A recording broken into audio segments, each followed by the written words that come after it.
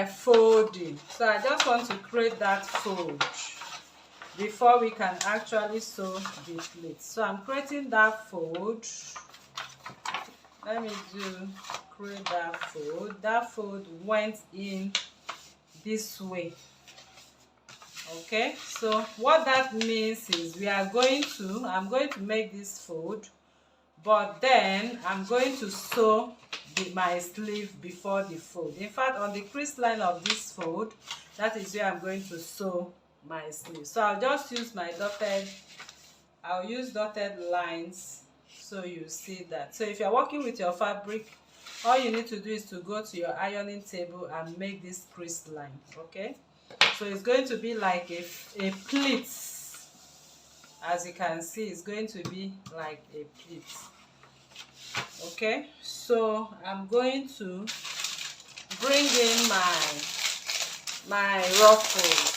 Okay, so your ruffle can be as big as, if you open it up, I mean the length of your ruffle, it can be as big as 8 inches, but I'll pretend using what I have here. What I have here is 5 inches. You can make it up to 8 inches. Place it on fold, you have 4 inches. So what I will do now is to go back to my machine and run my gathers. Okay, it's going to be gathers.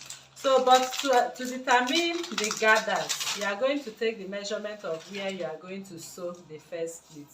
So the first gathers or ruffles will be on this 16. I can do 16 times 2 because from what I saw there is not too much. So if I have to do for this 16 times 2, it will give me 32 inches. So the length of your ruffle which you cut and gather is 8 inches by 32 for this, and the next ruffle will be on this line. Okay, the first ruffle will be here, and the next ruffle is supposed to be, okay, let me say from the biceps. You can divide what we have here by 2.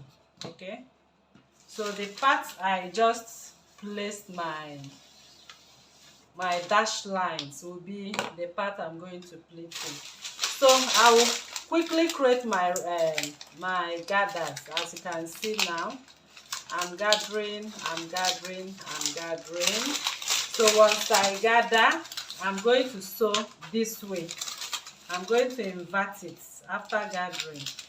Okay, if you wish to gather and sew on your machine, you just use your hand and gather and sew on your machine, as you can see. So once you are done, you push it back.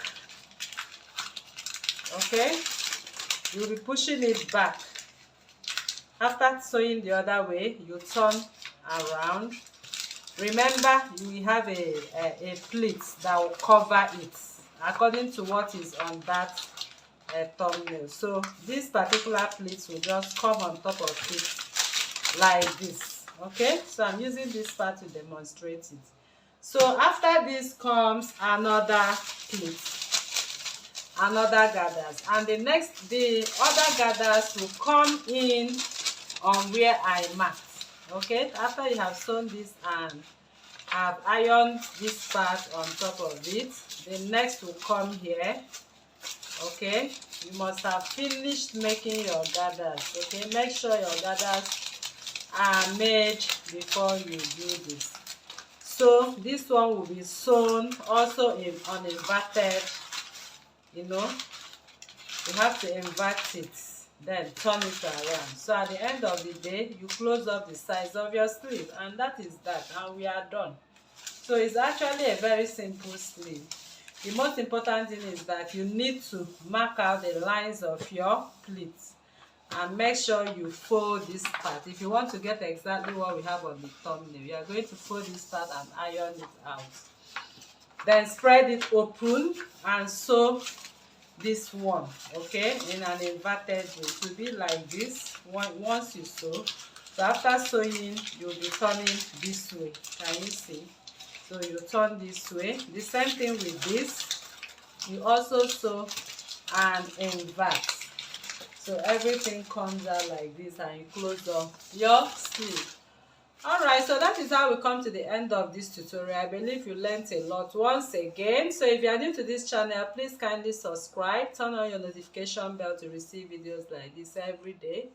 Like this video, share to family and friends, and drop your comments on the comment section and your suggestions as well. Thank you for coming once again, and see you in the next one. Bye.